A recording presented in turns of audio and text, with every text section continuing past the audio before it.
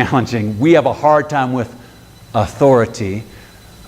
What about God and these laws? No, the law, in fact, is not for law's sake. It leads somewhere. It's about the first book I read on sabbatical. Walter Brueggemann's a renowned Presbyterian prophetic Old Testament scholar and writer.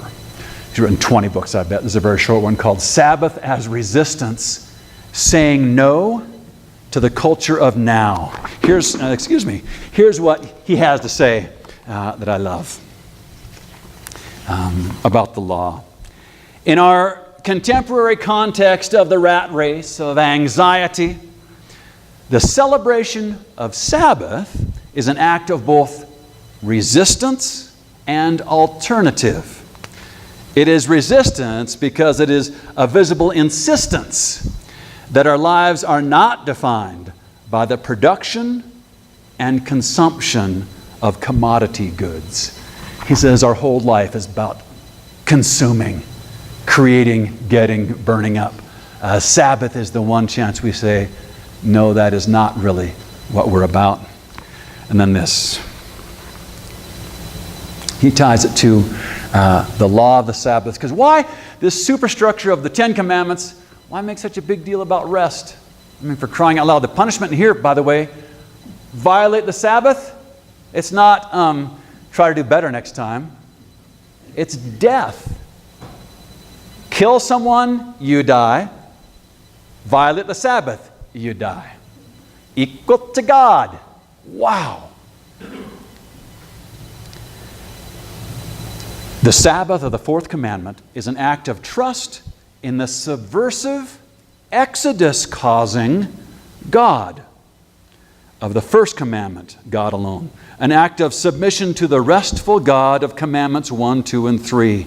Sabbath is a practical divestment so that neighborly engagement rather than production and consumption can define our lives.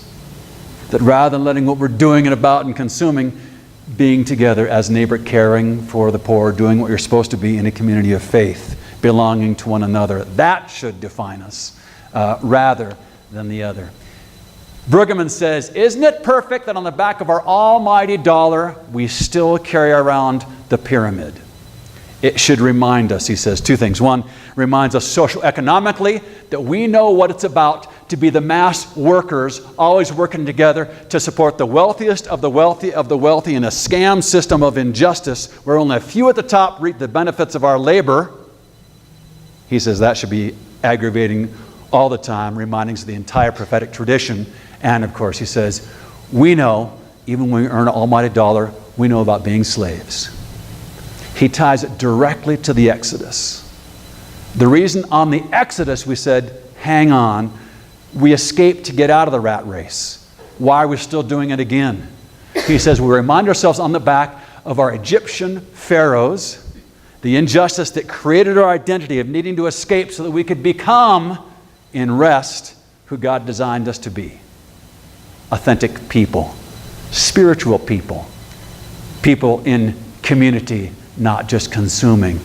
It confines us, this law about the Sabbath, yes, and defines and lifts us up at the same time. Ego achieving is not the point. Here's what I'm going to do. Being so busy is not the point. Do you still fall for this? I hear this echoes. I tend not to say it. I discipline myself not to say it. How have you guys been lately? Oh, we've been so busy.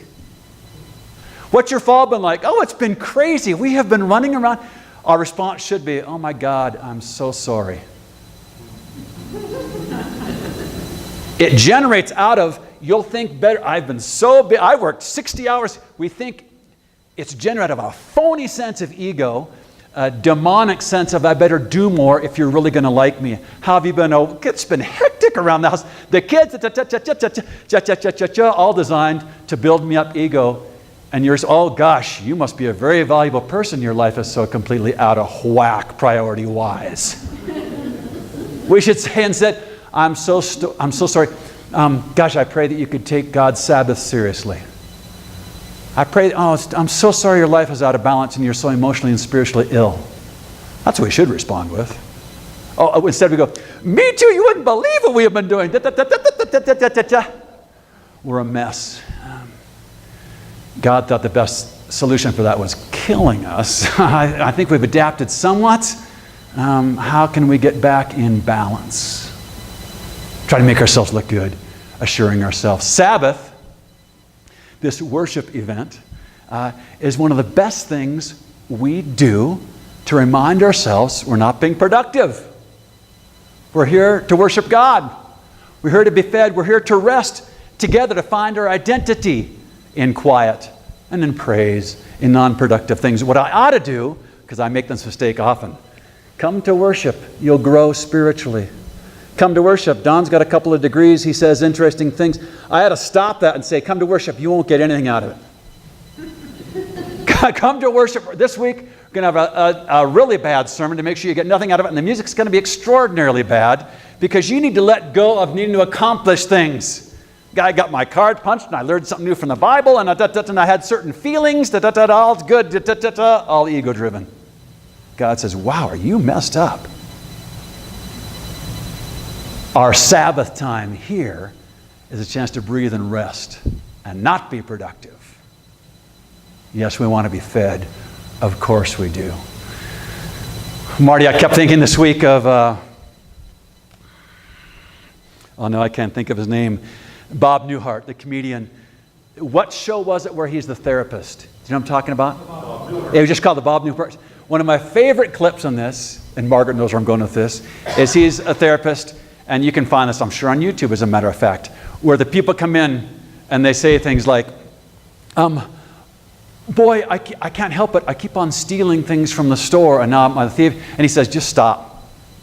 And they go, I think it's because my mom didn't do enough for me. I'm really long. And he says, just stop. Someone else comes in. Well, my marriage is in trouble. Yeah, well, had an affair, and there's this other woman at the office. I think it's because my wife isn't. And he says, just stop. Just stop doing it. That's his great insight, is just stop. I don't want to hear your explanation. Just stop. Thought of that all week. God just saying, of course your lives are out of balance. Hey, just stop. Just take a break, for crying out loud.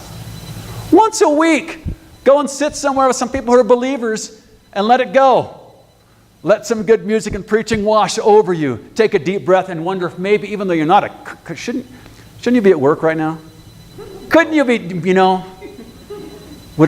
once a week we go, no, just stop now, so that something else better can begin. At offerings today, I'm going to ask you this question. What rules were you raised with? Is there a specific law that you might have been raised with and taught you something you'd like to share with us? It might be a law you found very useful or you rebelled from it.